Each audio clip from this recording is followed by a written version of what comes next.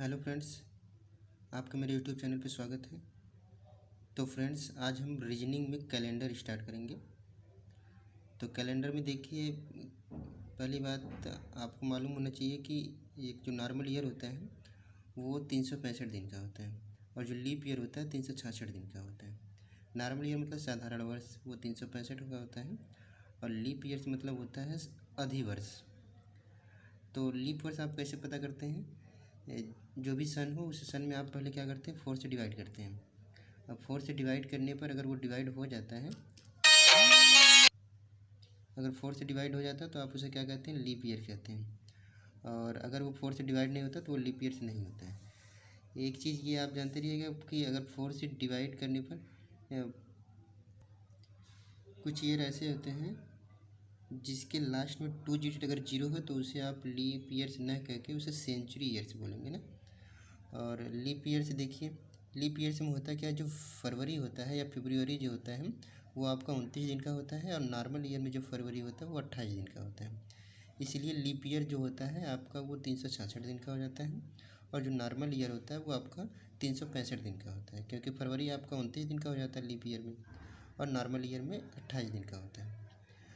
तो आप leap year पता करना हो तो किसी अगर कौन सा वर्ष लीप ईयर है या नहीं है तो पता करना, तो आप 4 से डिवाइड कर दीजिएगा।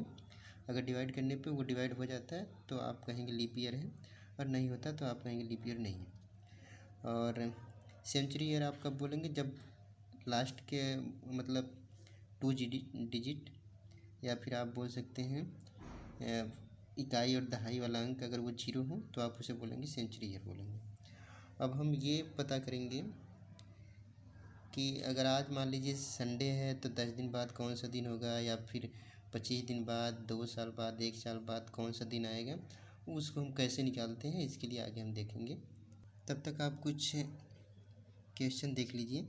The maximum gap between 2 successive leap year, मतलब 2 क्रमिक लीप वर्ष में अधिकतम कितना अंतर होता है? तो आप क्या बताएंगे, 8 वर्ष होता है, मिनिमम आफ्टर 4 ईयर्स। मतलब 2 क्रमिक लीप ईयर है तो उनके बीच में अंतर कितना आएगा, 8 वर्ष का आएगा। और how many leap years are there in a century, एक शताब्दी में कितने लीप ईयर होते हैं? एक शताब्दी में पहले कितने वर्ष होंगे ये आप देखेंगे, 100 वर्ष होंगे एक शताब्दी में। उसमें आप 4 से डिवाइड कर दीजिए, तो 4 से डिवाइड करने पर कितना, 25 आ रहा है। अब 25 आ रहा है, उसमें देखिए एक आपका 100 भी आ रहा है, और 100 बोला गया ये आपका क्या है, लीप ईयर ना है, ये सेंचुरी ईयर है। तो इसलिए 25 लीप ईयर्स ना होकर उसमें आप माइनस करेंगे तब जाके ये आपका लीप ईयर्स आएगा। तो एक शताब्दी ईयर में कितने लीप ईयर होते हैं, 24 लीप ईयर होते हैं।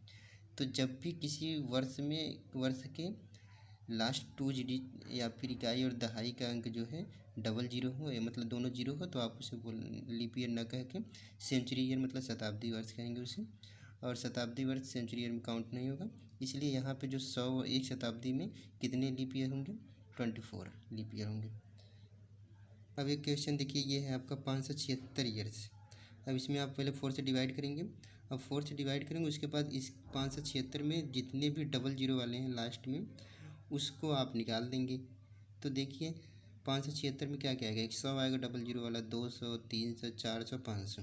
तो इतने लीप वर्ष में से घटाएंगे तो 144 भाग देने पे 4 का 144 आ रहा है। उसमें से देखिए ये 4 घटाएंगे तो कितना आएगा लीप वर्ष, 140 लीप वर्ष हो जाएगा। और इसका ट्रिक देख लीजिएगा, ट्रिक आप नोट भी कर सकते हैं। जब शताब्दी ईयर आएगा तो 400 से डिवाइड करेंगे, अगर नहीं होगा तो उतना माइनस कर देंगे। मतलब शताब्दी ईयर अगर 400 से डिवाइड नहीं होगा तो आप उसको माइनस कर देंगे। अब इसमें देखिए एक नई चीज़ और निकल के आई कि लास्ट का 2 अंक जो जीरो होगा वो अगर 400 से डिवाइड हो जाता है तो वो भी लीप वर्ष में काउंट होगा, और अगर 400 से डिवाइड नहीं होगा तब जाके उसको आप लीप वर्ष में काउंट नहीं करेंगे।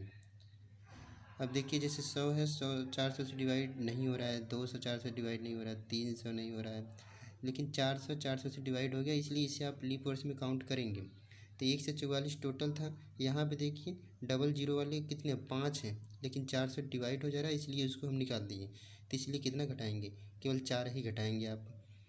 तो लीप वर्ष आपका कितना आ जाएगा, 140 आ जाएगा। तो ट्रिक आप याद रखिएगा कि अगर किसी वर्ष में या जो भी ईयर होगा उसे 400 से डिवाइड करेंगे। अगर वो हो जाता है तो आप उसको लीप ईयर्स में काउंट करेंगे, अगर नहीं होता तो वो लीप ईयर्स में काउंट नहीं करेंगे आप। अब एक क्वेश्चन देखिए, 2005 और 2015 के बीच में कितने लीप ईयर्स आएंगे।